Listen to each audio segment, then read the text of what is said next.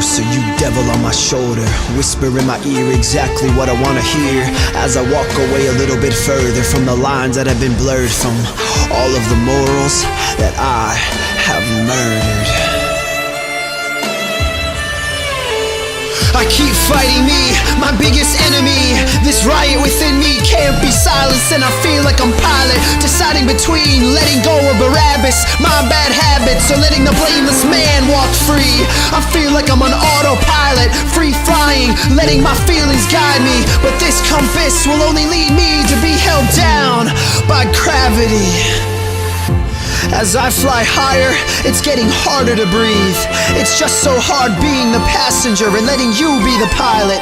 Because honestly, giving up the controls means I must face my giants. You take me to new heights and I have to choose whether I'm gonna trust you or just in my parachute. But you tell me to test out my faith, so let's see what my faith can do.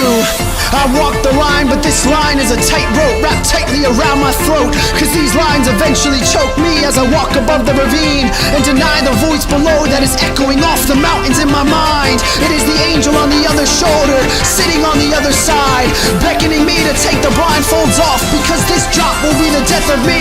This balance between being calloused and being set free.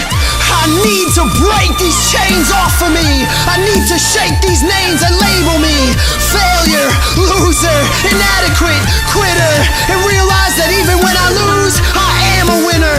Because even though I'll always be a sinner, there's grace that forgives, grace that gives another chance to keep walking strong on this journey. Because life is all about falling, getting back up, and relearning. My human nature consists of persistent sin, warring against the conscience that lives within. But living in acceptance with this spiritual split is like lukewarm water that gets spit out of a person's mouth. Because I can't live on stage as an actor, but then stay on that same platform and perform posed as a pastor. I can't serve two masters, something's gotta give. But how do I come up with a solution? Well, the good news is God already did, by sending his son to bridge the gap between war and peace. And that was the most critical piece of the puzzle in his puzzling masterpiece. A man who is blameless came to save us, so that we can be saved from our soul's destruction. Because in the beginning, the devil was cast down from heaven. Sin came with him and tempted man in the garden.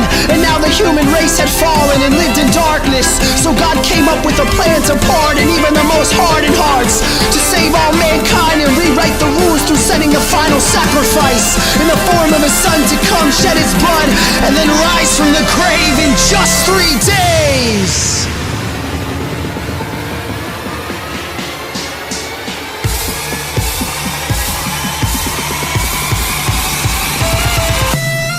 The true story is God gave his son to rip the veil, and now we can enter in beyond the veil. Because Jesus took the keys of hell, death, and the grave, and now anyone can be saved by simply calling on his name. This new way of salvation is the very reason Jesus came. It's a game changer for all those who make the change to be reborn and believe that Jesus took on the form of a man, whipped, beaten, scorned, but love is what he did it all for. So choose today which side you're gonna take. Your eternal fate awaits simply by accepting that Jesus died, rose from the grave, and now is alive. This is the essence of the message of the cross. The empty tomb means anyone who accepts the truth can be saved.